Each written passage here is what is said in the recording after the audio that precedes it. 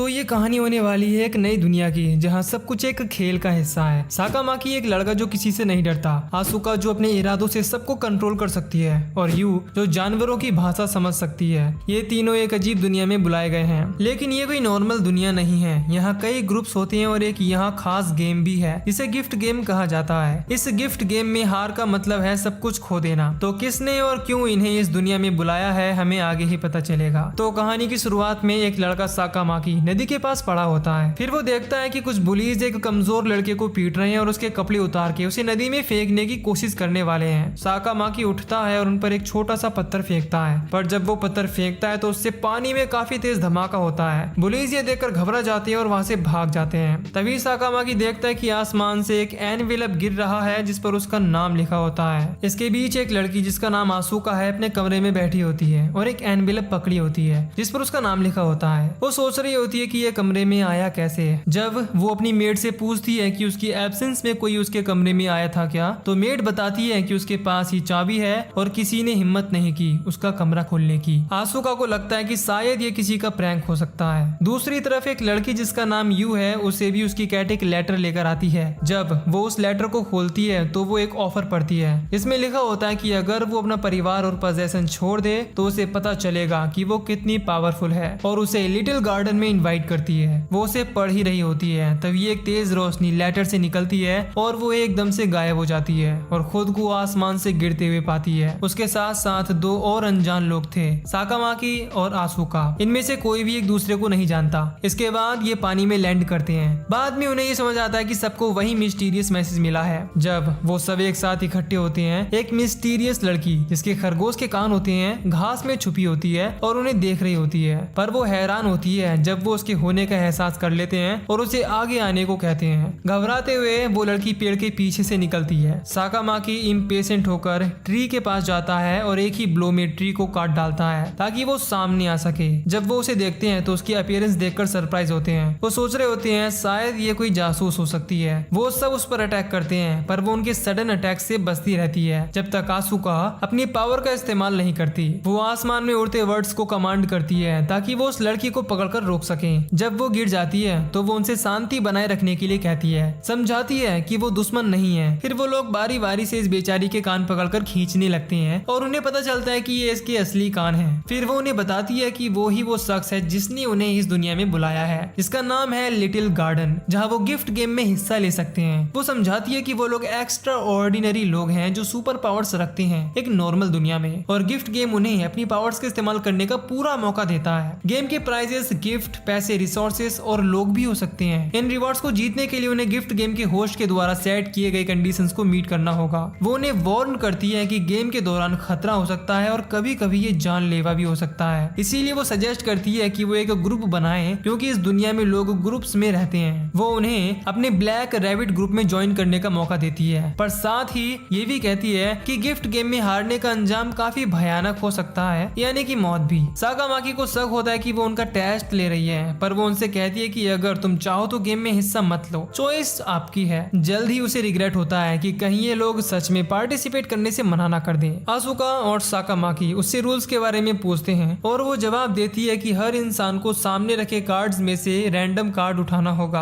आसुका फिर पूछती है कि क्या वो अपने मेथड यूज करके कार्ड चुन सकती है, और बनी गर्ल समझाती है कि सब मेथड अलाउड है जब तक वो रूल्स नहीं तोड़ते। वो ये भी मेंशन करती है कि उसकी बनी आई और बनी ईयर्स सेंट्रल पार्क नेटवर्क से कनेक्टेड है, इसीलिए कोई चीट नहीं कर सकता। साकामाकी सोचता है कि टेबल पर कोई चिप्स क्यों नहीं है, और बनी उन्हें बताती है कि क्योंकि ये उनकी यहाँ पर पहली विजिट है तो वो चिप्स के बिना ही खेल रहे हैं, पर वो अपनी इज्जत को दांव पर लगा सकते हैं अगर वो चिप्स का इस्तेमाल करना चाहते हैं तो। इसके बाद यू पूछती है कि अगर वो जीत गए तो क्या होगा। इस पर बनी कहती है कि किंग की मेड होने के नाते वो उनकी कोई भी रिक्वेस्ट पूरी कर सकती है, पर साकामाकी का टारगेट कुछ और ही लग रहा था। पर बनी ऐसी वैसी रिक्वेस्ट पूरी करने के लिए पहले ही मना कर देती है। अब सब मिलकर तय करते हैं कि वो गेम में हिस्सा लेंगे। इसके बाद उनके सामने एक रूल्स की लिस्ट अपीयर होती है जिसमें रूल्स और जीतने के तरीके होते हैं। उसे पढ़ने के बाद वो कार्ड्स देखते हैं और बनी गेम की शुरुआत अनाउंस करती है। साकामाकी सबसे पहले अपना कार्ड उठाता है और टेबल पर जोर से हाथ मारता है, जिससे कार्ड्स इधर उधर बिखर जाते हैं। बनी को लगता है कि इनका तरीका गलत है, पर उसे सेंट्रल नेटवर्क से सिग्नल मिलता है कि उनके कार्ड चुनने का तरीका बिल्कुल सही है। कार्ड्स पलट जाने से आसुका और यू को अपने अपने कार्ड्स मिल जाते हैं जिससे वो जीत जाते हैं। पर अभी साकामाकी नहीं जीता था, पर साकामाकी ने अपने कार्ड्स की पोजीशन पहले से ही याद कर ली थी और वो अपना कार्ड ही उठाता है जिससे वो भी जीत जाता है। इनका गेम देखकर बनी को समझ आ जाता है कि ये कोई नूब नहीं है। इसके बाद साकामाकी उससे पूछता है कि क्या ये दुनिया सच में इंटरेस्टिंग है, और बनी गारंटी देती है कि लिटिल गार्डन उनकी दुनिया से बहुत ज्यादा इंटरेस्टिंग है। इस दौरान रेरी अपने असिस्टेंट के साथ कासल में चली जाती है।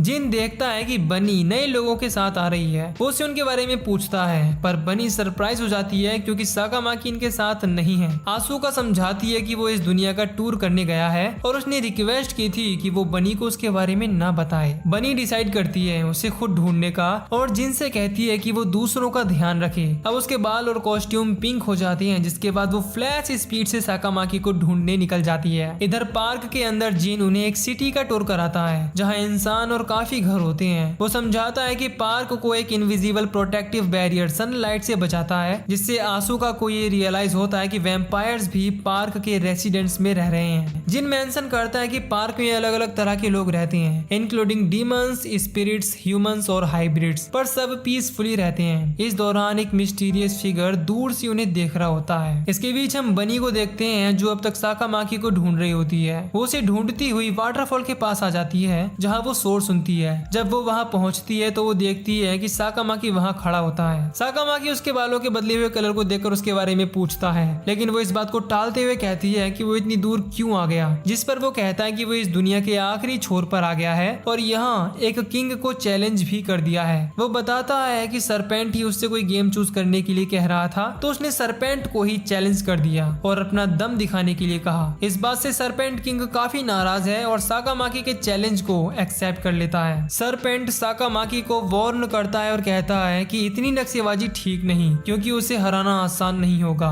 बनी साकामाकी से रिक्वेस्ट करती है कि वो वापस रिट्रीट करे, पर वो कॉन्फिडेंटली कहता है कि वो इस फाइट को एक्सेप्ट कर चुका है और खत्म भी करेगा। इसके बाद सरपेंट अटैक करने के लिए एक मासिव टोर्नेडो बनाता है, पर साकामाकी बनी को सरप्राइज कर देता है जब वो एक ही मूव में टोर्नेडो को तोड़ देता है। इसके बाद वो सीधा सरपेंट की तरफ जंप करता है और एक नॉकआउट ब्लो देता है जो उसके सर तोड़ देती है और सरपेंट ढीला होकर गिर जाता है और इस तरह बेचारे का गेम ओवर हो जाता है। बनी शॉक्ड थी कि एक इंसान इतनी अर्ली स्टेज में एक सरपेंट को कैसे हरा सकता है। दूसरी तरफ जिन एक रेस्टोरेंट में आसुका और यू के साथ बैठे हुए था। इस दौरान यू हैरान हो जाती है जब वेट्रेस उसकी कैट की लैंग्वेज समझती है और उससे बात भी करती है। इसीलिए आसुका यू से उसकी एबिलिटीज के बारे में पूछती है। यू बताती है कि वो पेट्स जैसे वर्ड्स, कैट्स और डॉल्फिन्स की लैंग्वेज समझ सकती है। फिर वो आसुका से उसकी एबिलिटीज के बारे में पूछती है क्योंकि शायद उसके पास भी यू के जैसे ही एबिलिटीज हैं, क्योंकि उसने बनी को वर्ड्स की मदद से पकड़ा था।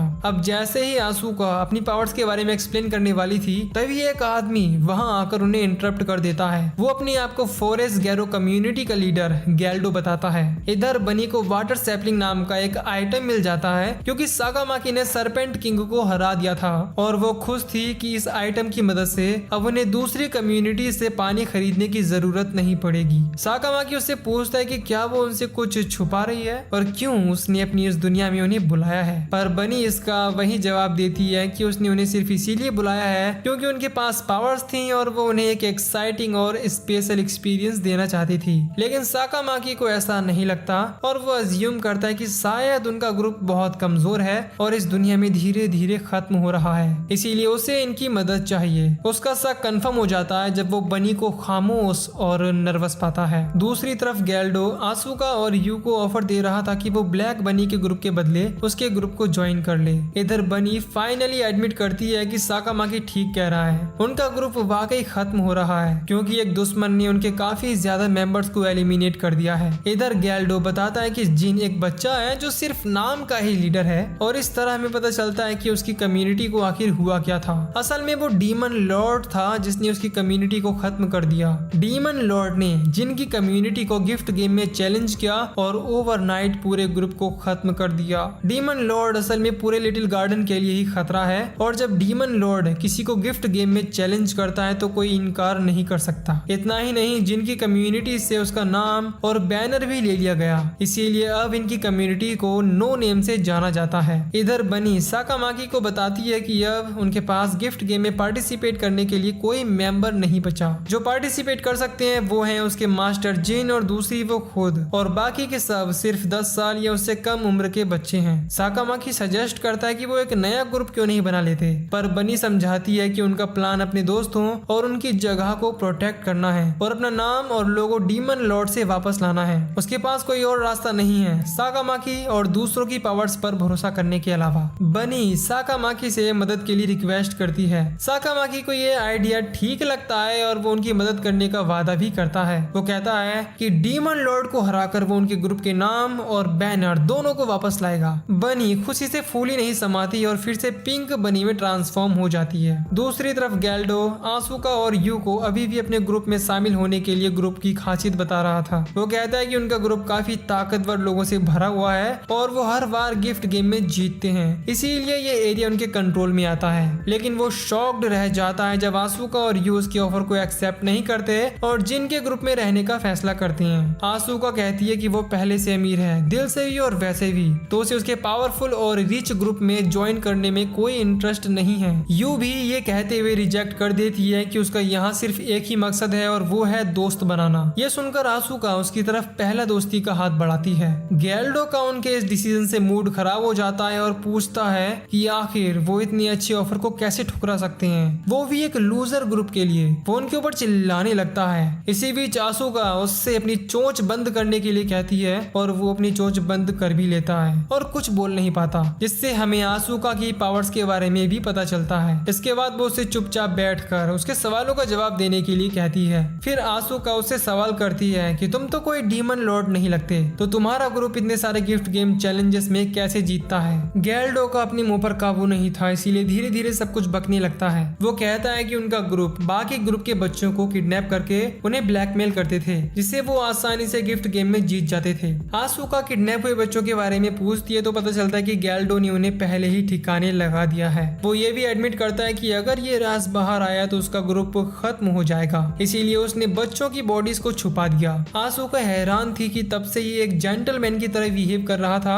और अंदर से एक मॉन्स्टर है। गैल्डो गुस्से में काबू से बाहर हो जाता है और एक टाइगर में बदल जाता है, लेकिन इससे पहले कि वो कुछ कर पाता यू उस पर काबू पा लेती है। आसुका उसे 2 ऑप्शन देती है, पहला ये कि वो इन सबको मार कर भाग जाए, जो वो कर नहीं पाएगा, और दूसरा ये कि वो उनके साथ गिफ्ट गेम में खेले, यानी कि जिनके और गैल्डो के ग्रुप के बीच एक गिफ्ट गेम चैलेंज। जब ये बात बनी को पता चलती है तो वो हैरान हो जाती है, क्योंकि इनके ग्रुप का उनके सामने कोई चांस ही नहीं है। पर अब चैलेंज दे ही दिया गया है तो ये अब अनअवॉइडेबल है। दोनों समझाती हैं कि वो गुस्से में थी और बिना नतीजे के सोचे चैलेंज कर दिया। बनी जिनसे पूछती है कि गैल्डो के ग्रुप से चैलेंज की नौबत आ कैसे गई। जिन भी आसुका और यू का साथ देते हुए कहता है कि गैल्डो वाकई बुरा इंसान है, इसीलिए उसने आसुका और यू को नहीं रोका। बनी फिर भी थोड़ी चिल थी, क्योंकि उसे पता था कि साकामाकी की मदद से वो आराम से जीत सकते हैं। पर साकामाकी साफ मना कर देता है और कहता है कि उसने गैल्डो को चैलेंज नहीं किया था, बल्कि उन दोनों ने किया, और वैसे भी यू और आसुका चैलेंज को आराम से हैंडल कर सकती हैं। इसके बाद वो सब बनी के साथ 1000 आइज नाम की ग्रुप से मिलने जाते हैं, जो एक बड़ी कम्युनिटी है जो लिटिल गार्डन के बारे में सब कुछ जानती है। जब वो 1000 आइज के हेडक्वार्टर पहुंचते हैं तो एक लड़की जिसका नाम शिरो यासा है उनकी तरफ तेजी से आती है और बनी का बहुत ही अच्छे से स्वागत करती है। इसके बाद बनी उसे अपने आप से दूर फेंकती है और साकामाकी भी अपने आप को अच्छे से इंट्रोड्यूस कराता है। शिरो फिर अपने आप को 1000 आइज सोसाइटी के मैनेजर के रूप में इंट्रोड्यूस करती है और उन्हें अपने ग्रुप के हेडक्वार्टर्स के बारे में बताती है कि उनका ग्रुप लिटिल गार्डन में 4th गेट पर है। यू गेट सिस्टम के बारे में और पूछती है तो बनी बताती है कि उनका group no name 7th gate पर आता है और जो ग्रुप जितना सेंटर के करीब रहता है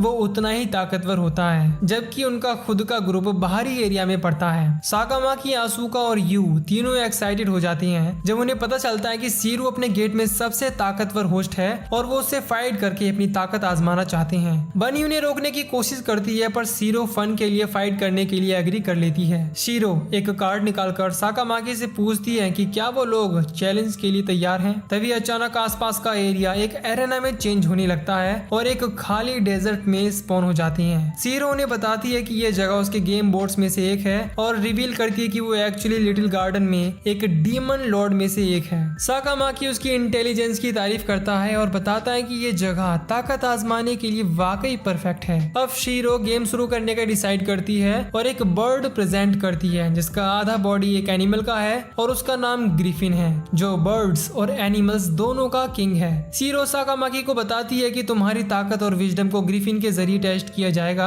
और उन्हें रूल्स की एक लिस्ट पकड़ा देती है। जीतने का एक ही तरीका है और वो है ग्रिफिन की पीठ पर बैठकर लेक का एक चक्कर लगाना। यू पहले फेस करने का डिसीजन लेती है और सीरो उसकी एबिलिटी से हैरान हो जाती है जब वो देखती है कि वो ग्रिफिन से बात कर सकती है। ग्रिफिन यू से कहता है कि मैं अपनी इज्जत को दांव पर लगा रहा हूँ, तुम बदले में दांव पर क्या लगाना चाहोगी। इस पर यू अपनी जिंदगी को दांव पर लगाती है और कहती है कि अगर वो ये चैलेंज हार जाती है तो वो डिनर में उसे खा सकता है। जब सीरो चैलेंज की शुरुआत करती है, ग्रिफिन आसमान में तेजी से उड़ान भरता है और यू उसकी हवा में उड़ने की एबिलिटी से काफी अमेज होती है। इसके बाद वो माउंटेन का चक्कर लगाने लगती हैं। इस बीच यू को अपने पिता की दी हुई एडवाइस याद आती है कि ग्रिफिन को कैसे हैंडल करना है। अचानक ग्रिफिन उसे इंटरप्ट करता है और वार्न करता है कि दिन में सपने देखोगी तो मेरा खाना बनने में देर नहीं लगेगी। ग्रिफिन फिर अपनी फुल स्पीड का यूज करता है ताकि वो यू को अपने ऊपर से गिरा सके। इस दौरान साकामाकी को रियलाइज होता है कि यू की पावर सिर्फ एनिमल से बात करने की नहीं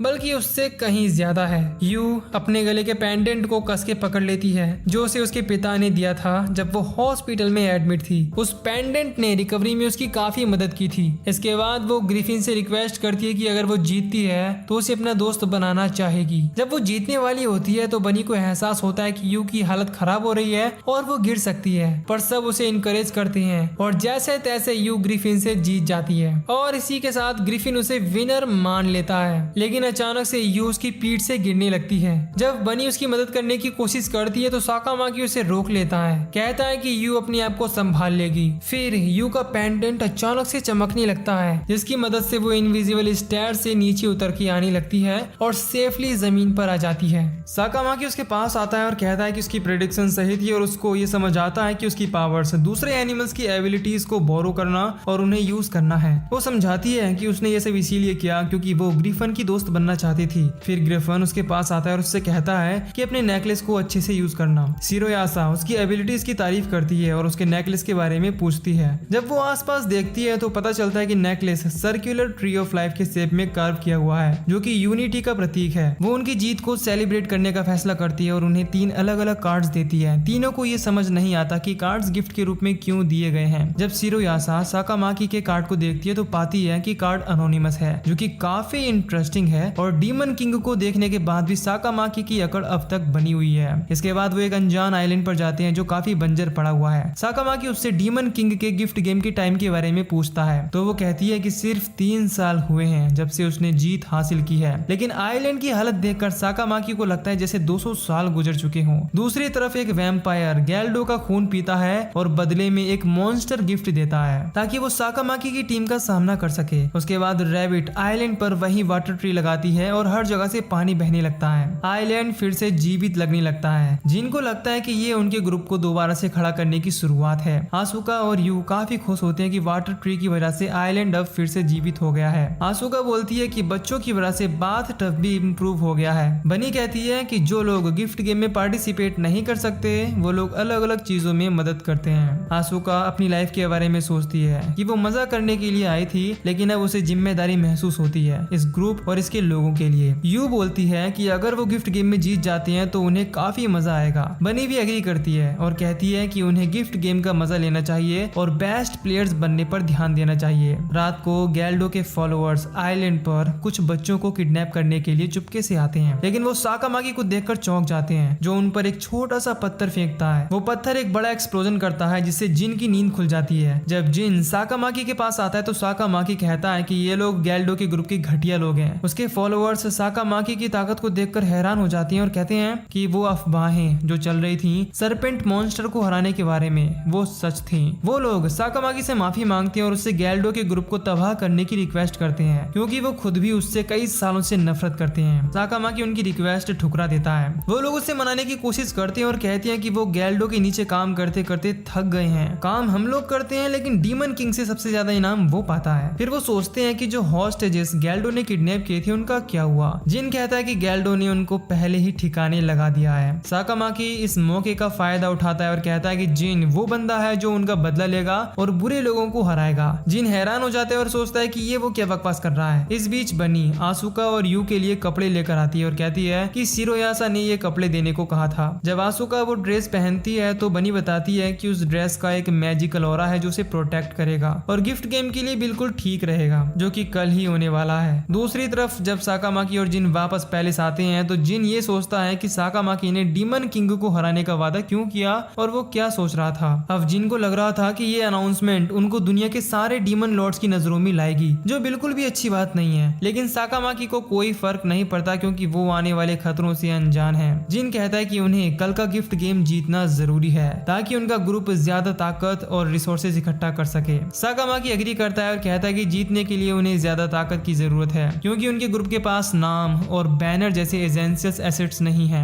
अगर उन्हें सब कुछ वापस पाना है तो उन्हें स्ट्रॉन्ग लोगों को पीछे छोड़कर जीरो से शुरुआत करनी पड़ेगी। साकामाकी कहता है कि अब उनके पास कोई ज्यादा चॉइसेस नहीं है। अपने लीडर जो कि जिन रसेल है उसका नाम यूज करके ही ग्रुप की खोई हुई ताकत और नाम वापस लाना पड़ेगा। अगर वो कल जीत जाते हैं तो और ज्यादा लोग उनके ग्रुप को ज्वाइन करना चाहेंगे और उनका ग्रुप दोबारा से एक्सपेंड होने लगेगा। जिनको ये आइडिया बुरा नहीं लगता, लेकिन वो साकामाकी को याद दिलाता है कि उनका ग्रुप 1000 आइज की लीडरशिप के नीचे काम करता है और 1000 आइज कम्युनिटी जिन के लोगों को गेम्स के प्राइजेस के रूप में यूज करती है। साकामाकी धीरे से कहता है कि अगर वो कल का गेम जीत जाते हैं तो उसके फ्रेंड्स बिना नुकसान के वापस आ जाएंगे। जिन खुश होता है और साकामाकी को अपनी साइड पाकर उसे कल के जीत पर यकीन है। इधर गैल्डो के फॉलोअर्स अपने फेल्ड मिशन के बाद वापस आते हैं और गैल्डो उन्हें अपनी टाइगर फॉर्म में चीर फाड़ कर देता है और वैम्पायर को शक होता है कि गैल्डो इस हालत में कल का गेम जीत पाएगा भी या नहीं। अगले दिन साकामाकी और उसके साथी गैल्डो को चैलेंज करने फॉरेस्ट के अंदर जाते हैं। बनी उन्हें बताती है कि आज का गेम प्लेग्राउंड के बदले रेसिडेंशियल एरिया में होगा।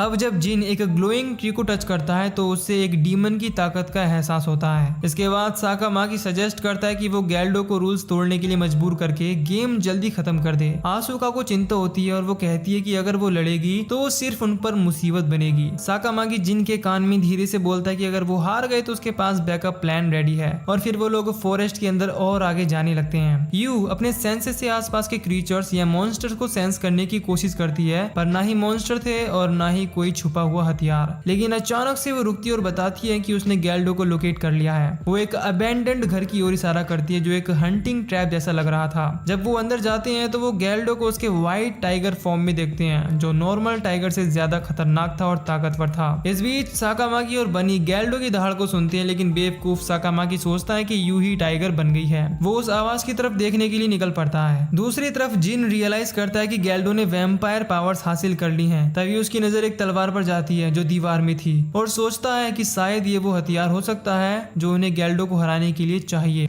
लेकिन गैल्डो उन पर अटैक करने लगता है। आसुका गैल्डो को कंट्रोल करने की कोशिश करती है पर वो नहीं कर पाती। इधर यू गैल्डो के अटैक से बच के उसे रोके रखती है और सबको यहाँ से भागने का मौका देती है, लेकिन जिन उसे छोड़कर जाने से मना कर देता है। तब आसुका अपनी एबिलिटी यूज करके जिन को फोर्स करती है कि वो भाग जाए। भागते टाइम जिन उसे उठा लेता है और दोनों एक साथ भाग जाते हैं। यू तलवार की तरफ छलांग लगाकर उसे उठाती है और गैल्डो के सामने खड़ी हो जाती है, लड़ने के लिए तैयार। जिन आसुका को लेकर काफी दूर तक भागता है जब तक वो उसे रुकने के लिए नहीं कहती। फिर जिन होश में आता है और उसे बताता है कि गैल्डो को कंट्रोल करने वाला वैम्पायर है और उसने मैजिक सीखकर इंसानी रूप लेना भी सीखा है और अब वो फॉर्मर डीमन किंग की ताकत की वजह से डीमन बन गया है। उनकी बातचीत को यू इंटरप्ट करती है जो पूरी तरह जख्मी हो चुकी थी। वो जिन के हाथों में बेहोश हो जाती है। अब आसुका तलवार उससे ले लेती है और गैल्डो को रोकने के लिए वापस जाने का फैसला करती है। रास्ते में आसुका को एक लैंप मिलता है जिसे वो यूज करके उस घर को जलाने का प्लान बनाती है जिसमें गैल्डो छुपा था। जब गैल्डो घर से बाहर आता है तो आसुका उससे एक ड्यूल के लिए चैलेंज करती है। स्वॉर्ड को देखकर गैल्डो भड़क जाता है और उस पर अटैक करता है और उसकी टांगों को जख्मी कर देता है। आसुका भागकर उसे दूर ले जाती है और फिर आगे जाकर लड़ने के लिए अपने आप को तैयार करती है।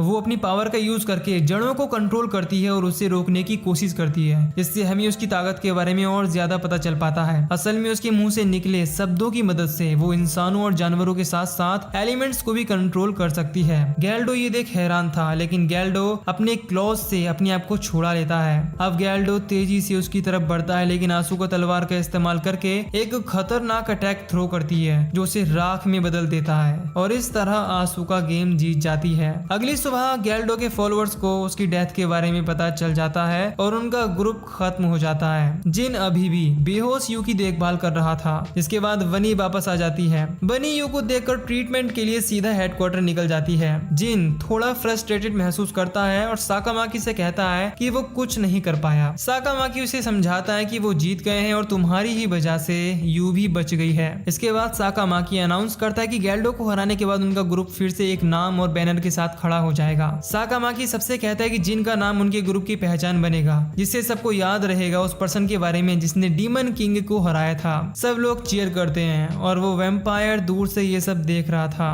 कुछ दिनों बाद बनी की अच्छी देखभाल से यू की तबीयत ठीक होने लगती है। बनी साकामाकी से पूछती है कि क्या वो सच में गिफ्ट गेम में पार्टिसिपेट करेगा जैसा जिन ने कहा था। साकामाकी कंफर्म करता है और कहता है कि उसने जिन से वादा किया था कि वो उसकी मदद करेगा ताकि उनका ग्रुप फिर से सब कुछ वापस पा सके। फिर वो बनी से पूछता है कि अगला डीमन लीडर कैसा दिखता है और कौन है, जिस पर वो बताती है कि उसका नाम लेटिसिया है और उसने ही उसे काफी चीजें भी सिखाई हैं और अपने गेम्स में कई इनाम और गिफ्ट्स रखती है। वो पहले इनके ग्रुप की ही मेंबर हुआ करती थी और उनकी अच्छी दोस्त भी है, लेकिन जब इनका ग्रुप खत्म हुआ तो डीमन लॉर्ड ने उसे ले लिया और अगर वो गेम जीतते हैं तो उसे वापस पा सकते हैं और साकामाकी ये आराम से कर लेगा। पर साकामाकी कहता है कि मेरी वजह है, तुम्हें गेम में पार्टिसिपेट करना चाहिए, पर बनी गेम में पार्टिसिपेट नहीं कर सकती क्योंकि रैबिट्स सिर्फ गेम को जज या रेफरी कर सकते हैं, लेकिन अगर वो करना भी चाहे तो इसके लिए उसे काफी सारी रिक्वायरमेंट्स कंप्लीट करनी होंगी। इसके बाद वो चाय बनाने के लिए निकल जाती है। इस बीच साकामाकी बहुत देर से वैम्पायर की प्रेजेंस को महसूस कर रहा था, इसीलिए वो उससे कहता है कि दूसरों की बातें सुनना अच्छी बात नहीं है।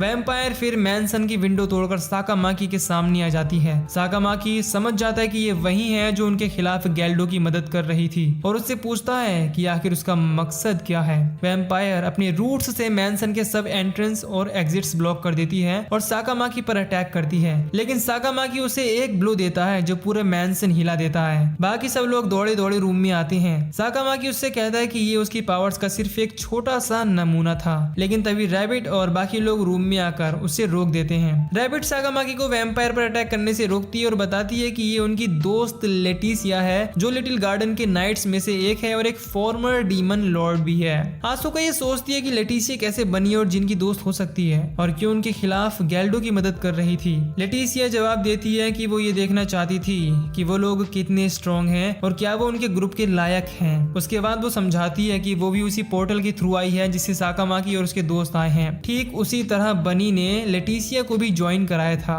लेटिसिया सबको बताती है कि इस दुनिया में जिंदगी उतनी आसान नहीं है जितना वो समझते हैं और एक ग्रुप को बिना नाम या आइडेंटिटी के दोबारा बनाना मुश्किल है। वो ये भी मानती है कि वो पहले जिनको इस ग्रुप को डिसबैंड करने के लिए मनाने वाली थी, लेकिन तब तक बनी ने उन तीनों को इनवाइट कर लिया और उसने जिनको कुछ नहीं कहा और यही वजह है कि वो इन तीनों की ताकत देखना चाहती थी कि ये इनके ग्रुप की जिम्मेदारी उठा सकते हैं या नहीं। इस बीच सिरोयासा अपने घर पर एक आदमी लुइस पार्सियस जो कि लेटिसिया का मालिक है उसके साथ होती है और वो उसे बताता है कि उसने लेटिसिया का गेम कैंसिल कर दिया है और वो लेटिसिया को बेचने वाले हैं क्योंकि उन्हें एक अच्छा सौदा मिला है, यानी कि अब लेटिसिया गेम में हिस्सा नहीं लेने वाली थी। सिरोयासा कहती है कि वो अचानक ऐसे कैसे कर सकता है, पर सिरोयासा कहती है कि लेटिसिया यहाँ नहीं है। अब वो कहता है कि उसका प्लान गोर्गोन यूज करके नो नेम ग्रुप पर अटैक करने का है। सिरोयासा गुस्से में आ जाती है और उसे मारने की धमकी देती है, लेकिन लुइस उसे वार्न करता है कि अगर उसने ऐसा किया तो वो कम से कम इस शॉप को तो बर्बाद कर ही देगा। दूसरी तरफ लेटिसिया को पता चलता है कि उसका गेम कैंसिल हो गया है और आशुका सजेस्ट करती है कि वो पैलेस में छुप जाए, लेकिन लेटिसिया बताती है कि उसकी ओनर्स ऑलरेडी जान गए हैं कि वो यहाँ है और अगर उन्होंने जल्दी मैटर सॉल्व नहीं किया तो 1000 आइज के सब ग्रुप्स उन्हें अपना दुश्मन समझ लेंगे। साकामाकी फैसला करता है कि वो उसकी मदद करेगा और पूछता है कि क्या तुम मेरी ताकत देखना चाहती हो। फिर वो बाहर अरेना में एक फ्रेंडली ड्यूल के लिए जाते हैं और लेटिसिया बताती है कि रूल्स सिंपल हैं, दोनों एक दूसरे पर अटैक करेंगे और विनर वही होगा जो पहले डैमेज करेगा। लेटिसिया अपनी विंग्स को यूज करके उस पर अपने वेपन से अटैक करती है, लेकिन वो सरप्राइज हो जाती है जब साकामाकी उसके अटैक को ब्लॉक कर लेता है और काउंटर कर देता है, जिससे उसका अटैक वापस उसके पास आने लगता है। जैसे ही लेटिसिया को वो अटैक हिट करने वाला था, बनी बीच में आकर उसे बचा लेती है। बनी लेटिसिया के कार्ड को देखती है जो उसके पावर्स को रिकॉग्नाइज करता है as the leader of vampire, जो कि काफी अच्छा गिफ्ट है, पर उसके पास अब एक वैम्पायर होने के अलावा कोई ताकत नहीं बची है, जिससे साकामाकी भी अंदाजा लगाता है कि शायद इसीलिए ही उसके अटैक इतने पावरफुल फील नहीं हुए। तभी उन्हें एक पावरफुल बीइंग के आने का एहसास होता है। बनी कहती है कि ये गोर्गोन की पावर है और सबको वार्न करती है कि इससे घायल ना हो जाए। जब उन्हें समझ आता है कि अटैक आसुका की तरफ आ रहा है तो लेटिसिया उसे धक्का देकर हटा देती है और अटैक अपने ऊपर ले लेती है, जिससे वो एक स्टोन स्टैचू बन जाती है। ये लोग पार्सियस की कम्युनिटी कम्युनिटी के लोग थे वो आते हैं और लेटिसिया की स्टैचू को ले जाते हैं, ये ऐलान करते हुए कि ये उनकी प्रॉपर्टी है और वो इसे लिटिल गार्डन के बाहर बेचने वाले हैं। बनी उन्हें वार्न करती है कि लेटिसिया को लिटिल गार्डन के बाहर सूरज की रोशनी में तकलीफ हो सकती है क्योंकि वो एक वैम्पायर है। लेकिन उनमें से एक बंदा कहता है कि एक ग्रुप जो अपनी आइडेंटिटी तक नहीं रखता वो उन्हें बताएगा कि क्या करना चाहिए और क्या नहीं। बनी को इससे बहुत गुस्सा आता है और वो अपने आसपास एक पावरफुल ऑरा बना लेती है। फिर वो अपना एबिलिटी कार्ड यूज करके स्पीयर ऑफ इंद्रा को समन करती है। सब लोग उसकी असली ताकत देखकर दंग रह जाते हैं और पार्सियस ग्रुप के मेंबर्स को विश्वास नहीं होता कि ये सच में इंद्रा का स्पीयर है। इस पर बनी कहती है कि उन्हें अभी पता चल जाएगा कि क्या ये वाकई इंद्रा का स्पीयर है या नहीं। लेकिन इससे पहले कि वो अटैक करती,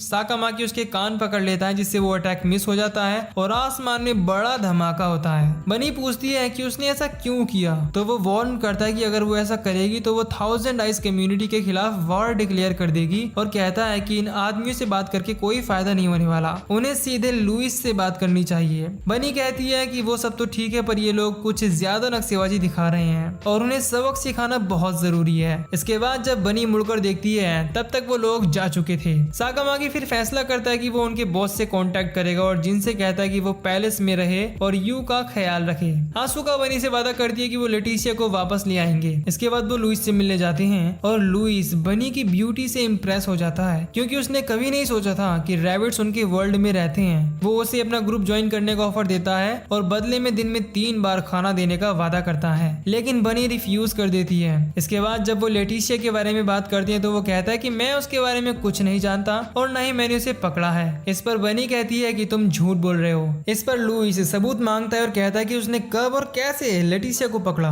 बनी कहती है कि इसका जवाब लेटिसिया खुद दे देगी अगर उससे पूछा जाएगा तो। पर लुइस यहाँ चालबाजी खेलता है और कहता है कि ऐसा भी तो हो सकता है कि तुम लोगों ने उसे पकड़ा हो। इस पर बनी उससे इसका सबूत मांगती है। लुइस हंसता है और कहता है कि देखा, हम दोनों के पास ही कोई सबूत नहीं है। इसी के साथ हमें यह भी पता चलता है कि लेटिसिया ने लुइस के कैद से भागने के लिए डीमन किंग को अपनी सोल का हिस्सा दिया था, जिसकी वजह से ही उसने अपनी बहुत सारी ताकतें खोई थी। इसके बाद वो इनसे विदा लेता है और कहता है कि उसे जाकर लेटिसिया को बेचना भी है। पर जाने से पहले लुइस बनी को एक ऑफर देता है कि अगर वो उसकी कम्युनिटी ज्वाइन कर ले तो वो लेटिसिया को आजाद कर देगा। ये सुन बनी सोच में पड़ जाती है क्योंकि वो लेटिसिया को किसी भी तरह बचाना चाहती है। आसुका को लुइस पर बहुत गुस्सा आता है और बनी को इस ऑफर को ठुकराने के लिए कहती है, पर बनी ने शायद अपना इरादा बना लिया था। लुइस जोर जोर से हंसने लगता है लेकिन आसुका को इससे और गुस्सा आता है और इसीलिए वो अपनी एबिलिटी यूज करके उसका मुंह बंद कर देती है। लुइस कहता है कि उसकी हिम्मत कैसी हुई उस पर ये सस्ती ट्रिक यूज करने की और अपने वेपन से अटैक कर देता है। पर साकामाकी बीच में आकर सिर्फ एक उंगली से उसके अटैक को रोक लेता है। शिरोयासा सबको रोकती है जिसके बाद बनी लुइस से उसके ऑफर के लिए कुछ वक्त मांगती है और वो उसे 1 हफ्ते का टाइम देकर निकल जाता है। आसुका बनी से लुइस के ऑफर को ठुकराने के लिए कहती है लेकिन वो कहती है कि लेटिसिया उन्हीं की वजह से मुसीबत में आई है, इसीलिए वो भी वही करेगी जो लेटिसिया उनके लिए करती।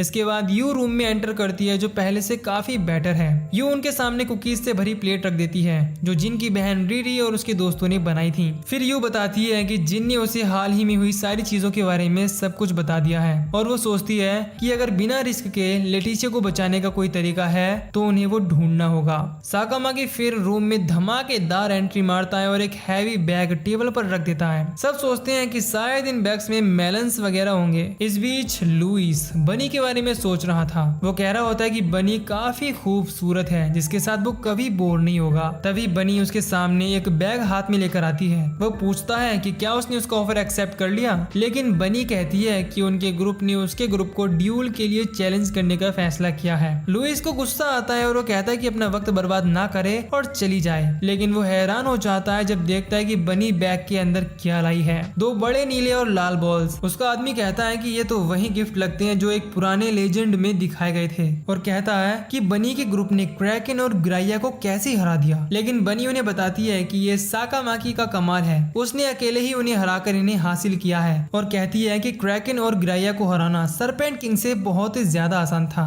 लुइस गुस्से में आ जाता है और उसका चैलेंज एक्सेप्ट कर लेता है कहते हुए कि वो जीतेगा और उसकी प्राइड को मिट्टी में मिला देगा। ड्यूल के दिन सब लोग चैलेंज वेन्यू पर पहुंचते हैं। वो रूल्स पढ़ते हैं। जीतने के लिए लुइस को उसके अड्डे पर हराना होगा, वो भी बिना किसी की नजर में आए। अगर उन्हें इस दौरान उसके आदमियों ने पकड़ लिया तो वो लुइस को चैलेंज करने का चांस खो देंगे। आसुका रियलाइज करती है कि ये एक असैसिनेशन जैसा ही होने वाला वाला है। यू अपने सेंसेस से लुइस के लोगों की प्रेजेंस को महसूस करती है और बताती है कि वहाँ कई स्ट्रॉन्ग लोग हैं जो अपनी पावर्स का यूज करके अपने आप को छुपा रहे हैं। बनी कहती है कि सबसे बड़ा खतरा लुइस की एबिलिटी है जो खुद डीमन लीडर ने उसे दी है। वो अपने प्लान को एग्जीक्यूट करते हैं ताकि चैलेंज जीत सकें। दूसरी तरफ लुइस के ग्रुप के मेंबर्स पूरी तैयारी में थे और उनका कमांडर उन्हें मोटिवेशन देते हुए कहता है कि वो सिर्फ 4 लोग हैं। लुइस को अपने ऊपर पूरा भरोसा था कि वो उन्हें आराम से हैंडल कर सकता है और अपने लोगों को हुक्म देता है कि सिर्फ 4 लोग होंगे और बेहतर यही होगा कि वो उनके सामने अपने घुटने ना टेकें और उसके खुद की अपनी एबिलिटी यूज करने की नौबत ना आए।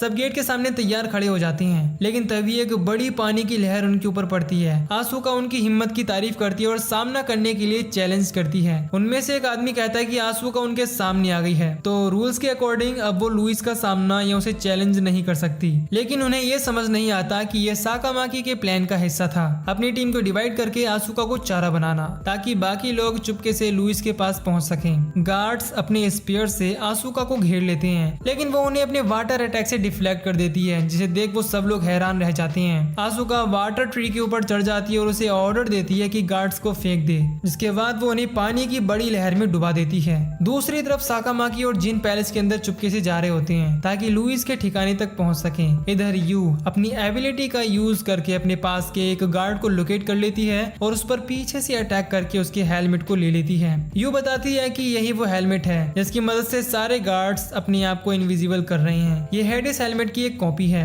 वो ये हेलमेट साकामाकी को दे देती है। ऐसी सिचुएशन में ये हेलमेट इनके काफी काम आता, इसीलिए 2 लोगों के लिए साकामाकी को ऐसे एक और हेलमेट की जरूरत थी, पर हालात को देखते हुए वो अकेले जाने का फैसला करता है और जिन को छुपने को बोल देता है। इसके बाद साकामाकी जैसे ही हेलमेट पहनता है वो गायब हो जाता है। तभी अचानक कुछ गार्ड्स यू के सामने आ जाते हैं उसे पकड़ने और हॉस्टेज बनाने के लिए, लेकिन साकामाकी उन्हें तुरंत मार गिराता है। लेकिन एक इनविजिबल गार्ड उस पर अटैक कर देता है और साकामाकी हैरान था कि यू अपनी सुपर सेंसेस के बावजूद उसकी प्रेजेंस को महसूस क्यों नहीं कर पाई और अंदाजा लगाता है कि शायद वो एक रियल हेडिस का हेलमेट पहन रहा हो। साकामाकी हवा में रैंडम पंचेस एंड किक्स मारता है, लेकिन कोई फायदा नहीं था। फिर वो यू के पास पहुंचता है और उसे उठाने की कोशिश करता है, लेकिन वो इनविजिबल आदमी फिर से यू पर अटैक कर देता है। इसीलिए साकामाकी सोचता है कि आसपास की जगह को तबाह करके उसे ढूंढना ज्यादा आसान रहेगा, लेकिन यू अपने नेकलेस का यूज करके अपने आसपास की सारी चीजों को डिटेक्ट करती है और अल्ट्रासोनिक साउंड का यूज करके गार्ड के अटैक को प्रेडिक्ट कर लेती है। अब जैसे ही वो गार्ड यू पर फिर से अटैक करने के लिए उसकी तरफ बढ़ता है, यू साकामाकी को उसके बारे में बता देती है और साकामाकी यू के अकॉर्डिंग हवा में एक जोरदार पंच घुमाता है, जिससे गार्ड सीधा दीवार में जाकर लगता है। उसे देखने पर पता चलता है कि वो लुइस का असिस्टेंट है। साकामाकी उससे कहता है कि वो लगभग उन्हें पकड़ ही लेता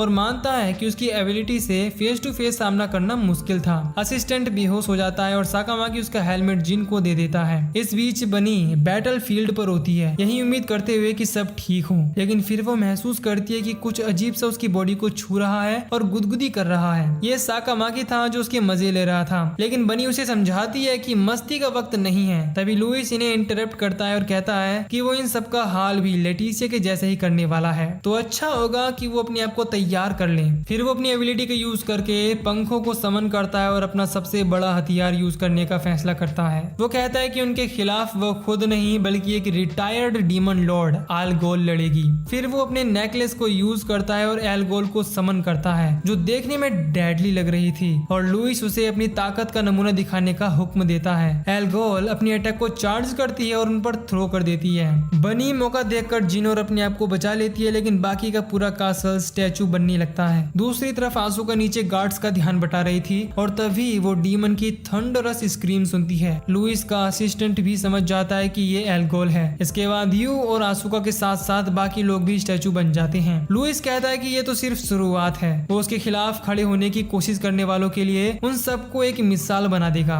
एल्गोल के इस अटैक से उसके भी बहुत सारे लोग स्टैचू बन गए थे, पर उसे देखकर लगता नहीं कि उसे उनकी कोई फिक्र है भी। बनी बताती है कि एल्गोल शिरोयासा के लेवल की डीमन है। दूसरी तरफ शिरोयासा ये नजारा लाइव टेलीकास्ट देख रही थी और आगे क्या होगा उसके लिए काफी एक्साइटेड थी। इधर एल्गोल अपनी विप्स का इस्तेमाल करती है और आसपास की चीजों को बर्बाद करने लगती है। इस दौरान लेटिसिया की स्टैचू गिरने लगती है। बनी उसे पकड़ने की कोशिश करती है, पर एल्गोल अपने विप अटैक से उसे रोक देती है। पर किस्मत से लेटिसिया की स्टैचू सही सलामत थी। इसके बाद साकामाकी जिन को तसल्ली देता है और कहता है कि मुझ पे भरोसा रखो, मैं निराश नहीं करूंगा। इसके बाद एल्गोल अपनी विप से साकामाकी पर डायरेक्ट विप अटैक करती है। ये देख लुइस कहता है कि जैसे उसने सोचा था ये नो नेम वाला उसका कुछ नहीं बिगाड़ सकते, पर दूसरे ही पल वो चौंक जाता है जब देखता है कि साकामाकी ने उसके अटैक को बड़े आराम से सिर्फ अपने हाथों से रोक लिया है। फिर वो एल्गोल को साकामाकी को खत्म करने का ऑर्डर देता है। इसके बाद एल्गोल अपना नेक्स्ट अटैक करती है। उसकी विप्स सांपों में बदल जाती है और साकामाकी को जकड़ लेती है। लुइस को अब पूरा यकीन था कि इस बार तो वो नहीं बचने वाला, लेकिन साकामाकी उसके स्नेक्स को तबाह करके उनके टुकड़े कर देता है। एल्गोल अब फिजिकल अटैक करती है और लुइस उसे ऑर्डर देता है कि वो अपनी पूरी जान लगा दे। इसके बाद एल्गोल साइज में बड़ी होने लगती है, पर साकामाकी उसे उठाकर पटक देता है। इस दौरान लुइस उस पर पीछे से अटैक कर देता है, पर साकामाकी डॉज कर लेता है और उसे एक जोरदार किक देता है। लुइस कहता है कि पानी अब सर से ऊपर चढ़ चुका है और एल्गोल को अपना सबसे पावरफुल अटैक यूज करने को कहता है। एल्गोल फिर से उठ खड़ी होती है और अटैक करने लगती है। बनी हैरान रह जाती है क्योंकि ये अटैक इतना पावरफुल था कि इनकी दुनिया तक को डिस्ट्रॉय कर सकता था। पर साकामाकी कहता है कि टेंशन लेने की बात नहीं है, वो उसे संभाल लेगा। अब जैसे ही एल्गोल इटर्नल प्रिजन नाम के अटैक को साकामाकी पर थ्रो करती है, साकामाकी सिर्फ उसे अपनी किक से ही आसानी से तोड़ देता है और ये देख लुइस के साथ साथ बाकी सब भी हैरान रह जाते हैं। इसके बाद साकामाकी एल्गोल की तरफ तेजी से बढ़ता है और एल्गोल के फोरहेड पर पंच मारता है। इससे एल्गोल चारों खाने चित हो जाती है। जिन हैरान था कि उसने एल्गोल के सबसे पावरफुल अटैक को आखिर कैसे रोक लिया। उसके बाद बनी अनाउंस करती है कि उनका ग्रुप गेम जीत गया है।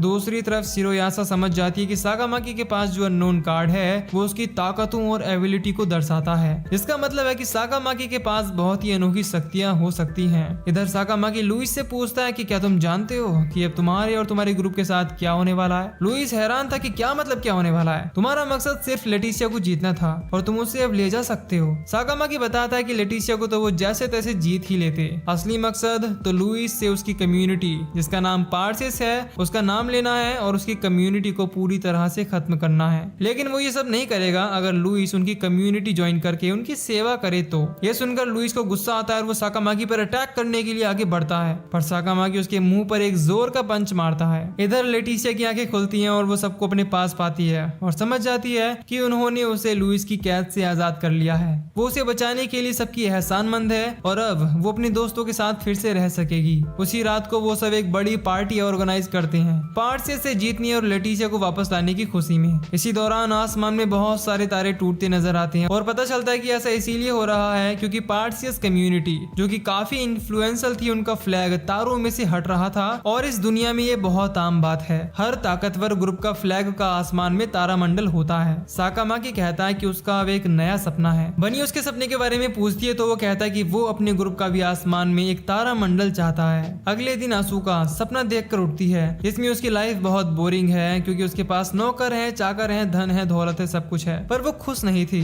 फिर वो अपने कमरे का दरवाजा खोलती है। सामने यू और रिरी थे और यू उसे एक चिट्ठी देती है। इधर साकामाकी और जिन लाइब्रेरी में होते हैं, दोनों काफी थक गए थे। तभी यहाँ आसूका आती है और साकामाकी सो जाता है। ये देख उसे काफी गुस्सा आता है और वो उसे पीटने के लिए आगे बढ़ती है, पर साकामाकी बेचारे जिन को बीच में ला देता है, इससे बेचारे की नाक टूट जाती है। इसके बाद आसूका उसे वही चिट्ठी दिखाती है जो यू ने उसे दी थी और फिर कहती है कि बनी हमसे इसके बारे में छुपा रही थी, पर ये एक बहुत ही अच्छा फेस्टिवल होने वाला है जहाँ ऑर्गेनाइजर्स तरह तरह के गेम ऑर्गेनाइज करेंगे और मेन इवेंट को फ्लोर मास्टर होस्ट करेगा। सुनने में जगह काफी अच्छी लगती है और सब वहाँ जाने का डिसाइड करते हैं और साथ ही बनी पर गुस्सा भी करते हैं क्योंकि उसने इतने अच्छे फेस्टिवल के बारे में उनसे छुपाया। फिर जिन इन्हें मना करता है और समझाता है कि वहाँ जाना एक अच्छा आइडिया बिल्कुल भी नहीं होने वाला क्योंकि वो event north side border wall के पास होने वाला है जो यहाँ से बहुत ही ज्यादा दूर है। सब वहाँ जाने का मन बना लेते हैं और सोचते हैं कि वो ब्लैक रैबिट को इसके बारे में नहीं बताएंगे। इसके बाद हम देखते हैं कि ब्लैक रैबिट को उनकी छोड़ी हुई एक चिट्ठी मिलती है जिसमें लिखा था कि तुमने हमसे इतनी अच्छी फेस्टिवल के बारे में कैसे छुपाया। इसी वजह से अगर तुम हमें दिन खत्म होने से पहले नहीं पकड़ पाई तो हम तुम्हारी कम्युनिटी को छोड़ देंगे। हालांकि उन्होंने ये सब मजाक में कहा था। ये सब पढ़कर ब्लैक रैबिट बहुत गुस्सा हो जाती है। इधर साकामाकी सोचता है कि वो नॉर्थ साइड तक का सफर कैसे पूरा करने वाले हैं क्योंकि जगह काफी दूर है। इसीलिए वो जिन से सलाह मांगती है और जिन बताता है कि लिटिल गार्डन कोई छोटी जगह नहीं है और ये नॉर्थ साइड यहाँ से लगभग 9,80,000 किलोमीटर दूर है। रिनी उन्हें वापस चलने की सलाह देती है पर आंसू का पीछे मुड़ने से इनकार कर देती है और बनी को वो चिट्ठी छोड़ने के बाद तो बिल्कुल भी नहीं। साकामाकी 1000 आइज की हेल्प का आइडिया देता है। दूसरी तरफ बनी लेटिसिया से उनके बारे में पूछताछ करती है जिस पर लेटिसिया बताती है कि वो नॉर्थ साइड के लिए निकल चुके होंगे पर वो अपनी तेज स्पीड की मदद से उन तक पहुंच सकती है। इसके बाद वो उन्हें खुद पकड़ने के मिशन पर निकल जाती है। इधर सभी शिरोयासा के पास पहुंचते हैं जहां वो उससे से नॉर्थ साइड में जाने के लिए मदद मांगते हैं, पर शिरोयासा जानती थी कि वो लोग वहां जाकर किसी डीमन लॉर्ड से पंगा जरूर लेंगे और जिनसे पूछती है कि क्या वो इस चीज से वाकिफ है, तो वो हाँ कहता है। शिरोयासा सबको बताती है कि ये फेस्टिवल वहाँ की नई लीडर के कोरोनेशन के लिए होने वाला है और उसका नाम है सैंडोरा, जिसकी उम्र जिन के ही जितनी 11 साल की है। सैंडोरा का नाम सुन के जिन और रिरी चौंक जाते हैं। आसुका पूछती है कि क्या वो उसे जानते हैं, तो रिरी बताती है कि उनके पुराने लीडर के टाइम पर इनकी और उनकी कम्युनिटी के क्लोज रिलेशन हुआ करते थे।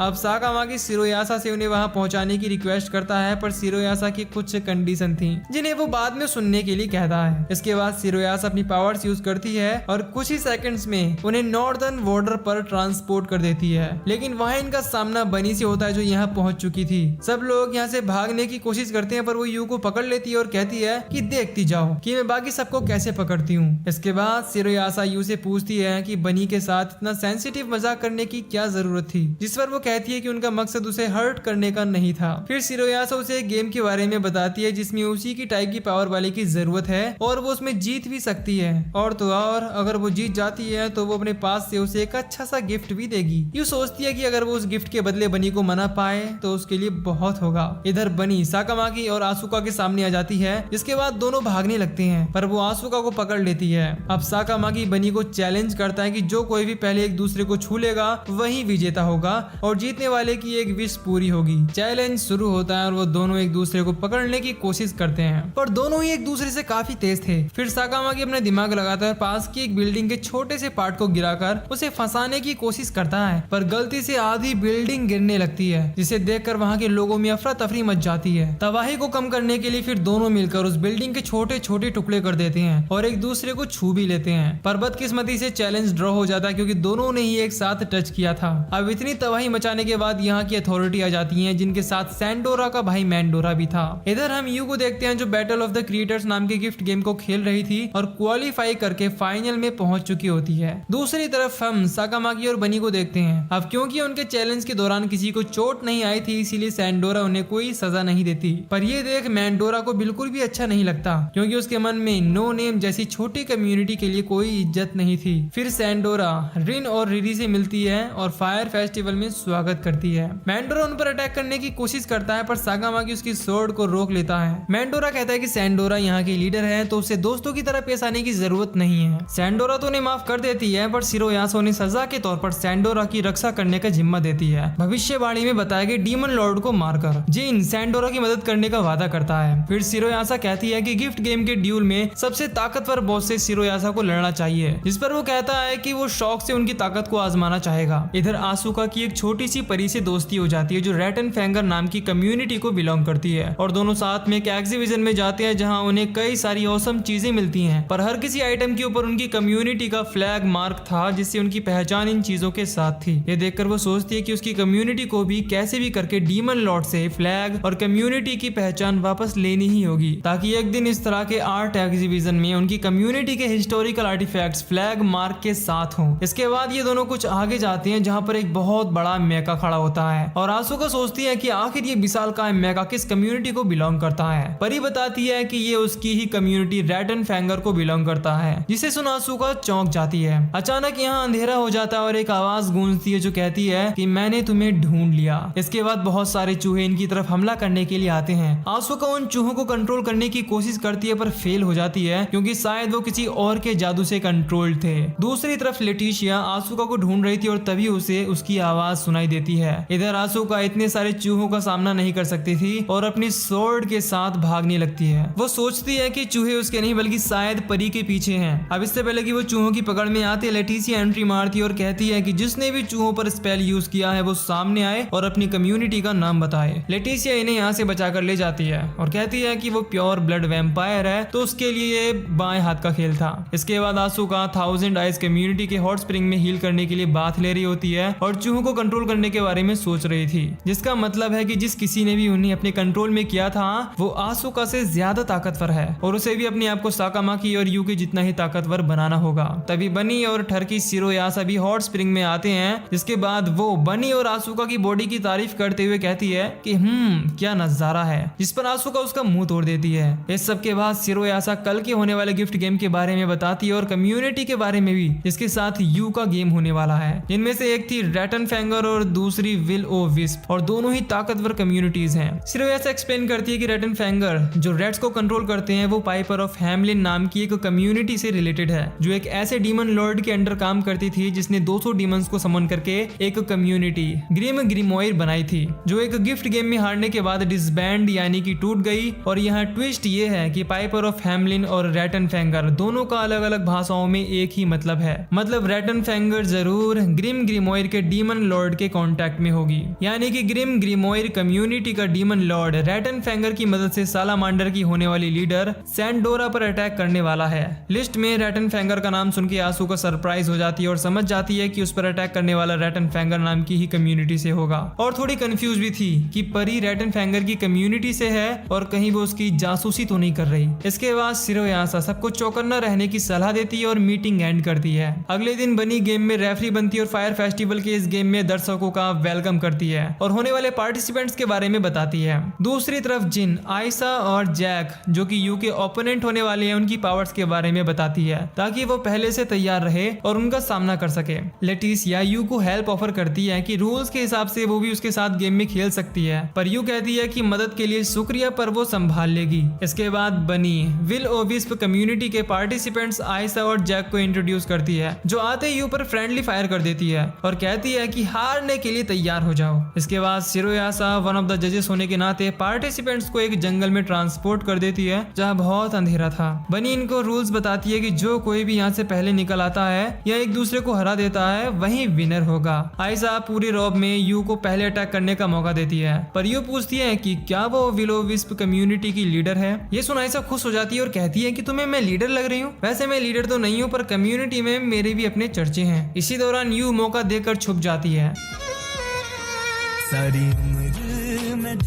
पर जैक उसकी रफ्तार को पकड़ लेता है और वो उस पर अटैक करने लगता है। यू उसके अटैक्स को डॉज करने लगती है। तभी उसे आसपास गैस की स्मेल आती है, जिसका फायदा उठाकर वो उन पर काउंटर अटैक करती है, जिसके बारे में जिन ने उसे बताया था। फिर वो यहाँ से बाहर निकलने के रास्ते का पता लगा लेती है और उस तरफ जाने लगती है। आयशा समझ जाती है कि इस तरह से तो वो गेम हार जाएगी और जैक को ऑर्डर देती है कि चूहे बिल्ली का खेल खत्म करे और अब सीरियस होने का वक्त है। उसके इतना कहते ही जैक सीधा यू के सामने ट्रांसपोर्ट हो जाता है और एक बड़ा सा स्लैप अटैक करता है। जैक अपने आप को इंट्रोड्यूस करते हुए बताता है कि उसे खुद ग्रेट डीमन लॉर्ड ने बनाया है और इमॉर्टल है। इसके बाद वो उस पे फायर अटैक यूज करता है और उसे आग से घेर लेता है। यू सरेंडर कर देती है, जिसके बाद आयशा को विनर अनाउंस कर दिया जाता है। जैक उससे पूछता है कि वो किसी की मदद ले सकती थी, उसे अकेले यह गेम खेलने की जरूरत नहीं थी। यू कोई जवाब नहीं दे पाती, जबकि उसे मदद ले लेनी चाहिए थी, क्योंकि पिछली बार उसे उसके दोस्तों ने बचाया था एक टीम की तरह। आयशा इसे एक रियल जीत नहीं मानती और कहती है कि अगली बार वो उसे अच्छे से सबक सिखाएगी और चली जाती है। सिरोयासा कहती है कि जरूर वो ये गेम हार गई है, पर उसे सीखने को मिला है। तभी साकामाकी की नजर आसमान से गिरते हुए कागज के टुकड़ों पर जाती है जो पूरे शहर में गिर रहे थे। देखने में ये किसी गेम की रूल की लिस्ट लगती है, जिसमें सबको एक गेम ज्वाइन करने का इन्विटेशन था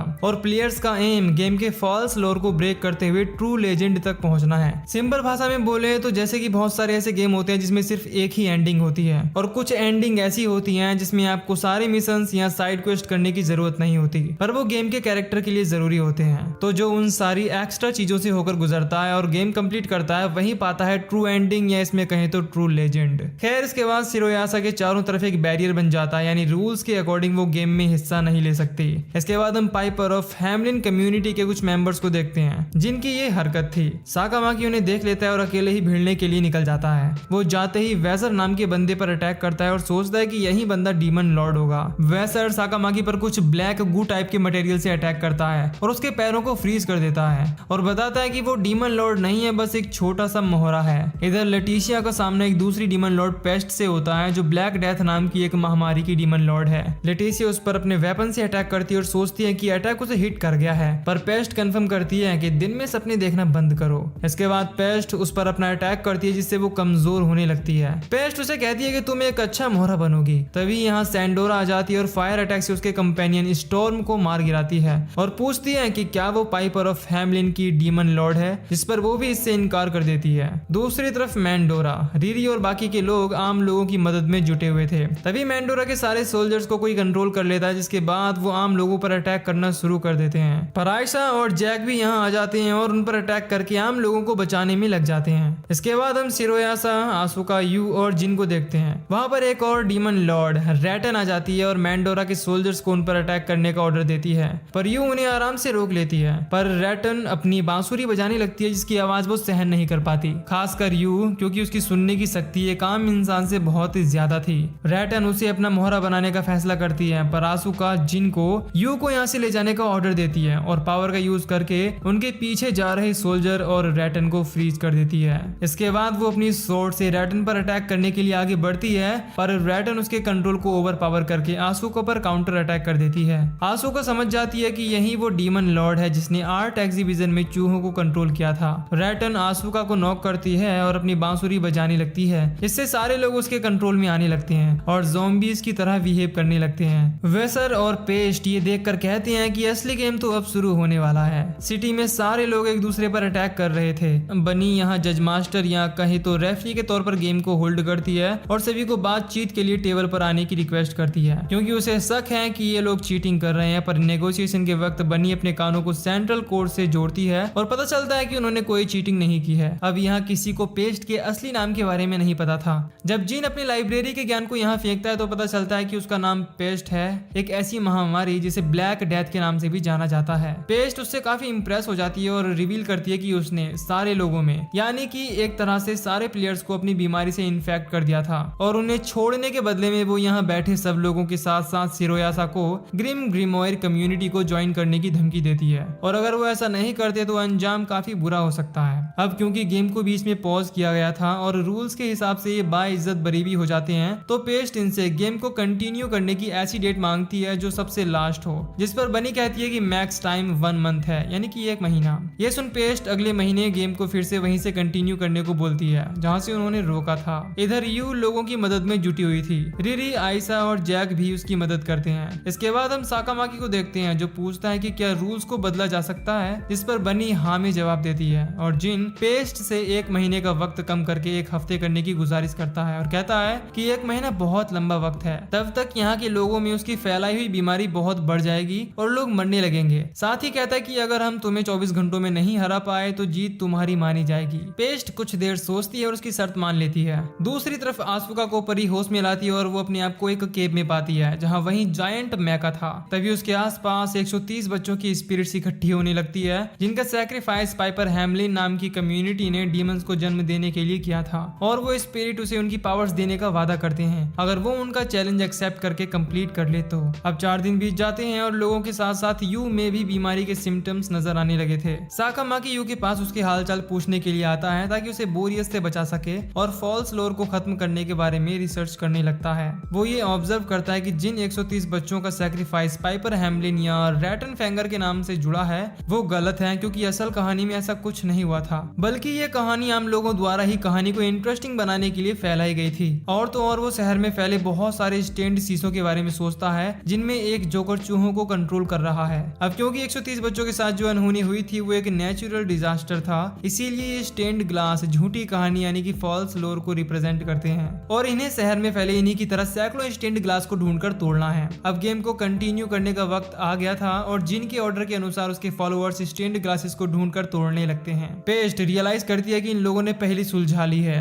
वो कहती है कि अब क्योंकि इन्होंने पहली सुलझा ली है तो अब हमें अपने आप को रोकने की जरूरत नहीं है, इसीलिए वो वेजर को एक्स्ट्रा पावर्स देती है ताकि वो उन सब का सामना कर सके। इसके बाद पेस्ट सिटी को चेंज करके हैमलिन सिटी में बदल देती है ताकि वो लोग ग्लासेस को ना ढूंढ पाए और जिन कहता है कि जहाँ भी चर्च या कोई भी इस तरह की जगह दिखे तो ग्लासेस को वहां ढूंढना, क्योंकि स्टेन्ड ग्लासेस ऐसी ही जगह पर पाए जाते हैं। साकामाकी कहता है कि गेम का असली मजा तो अब आने वाला है। वेजर उसके सामने आ जाता है और उस पर सरप्राइज अटैक करके एक पावरफुल ब्लो देता है। दोनों के बीच फाइट होने लगती है और वेजर कहता है कि लास्ट टाइम का वो रिवेंज लेकर रहेगा। दूसरी तरफ बनी और सैंडोरा पेस्ट का सामना करते हैं और एक साथ उस पर धावा बोल देते हैं। रैटन भी कंट्रोल किए गए एलिगेटर और बड़े बड़े स्टॉर्म मॉन्स्टर के साथ जिनके प्लान को रोकने के लिए आ जाती है और एक स्टॉर्म मॉन्स्टर इनका रास्ता रोक लेता है। तभी आसू को अपने बड़े मेका के साथ आ जाती है जो 130 बच्चों की स्पिरिट्स ने उन्हें गिफ्ट दिया था और उसकी मदद से वो स्ट्रॉम को मार गिराती है। इधर वेजर साकामाकी पर भारी पड़ रहा था पर साकामाकी के फेस पर बिल्कुल भी डर नहीं था।